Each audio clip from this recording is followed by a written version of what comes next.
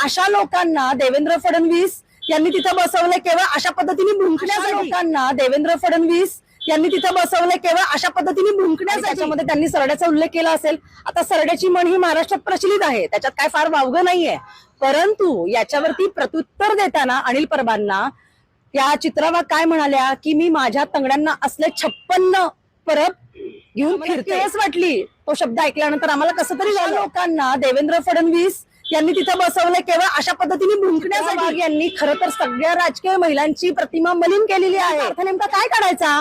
किती घाणेरडे हे शब्दप्रयोग केलेले बाजूला शोभतं का? आणि ह्यांना त्यांचे मुख्यमंत्री त्यांचे नेते देवेंद्र फडणवीस अडवत सुद्धा नाहीत, शोकांतिका करताय। आणि एखाद्या जेंट्सनी किंवा हेच जर परब साहेबांनी जर असं वक्तव्य केलं असतं तर अख्ख्या सभागृहाने हलकल्लोळ माजवला असता। महिलेने केलं म्हणून एवढं शांततेत चाललंय का?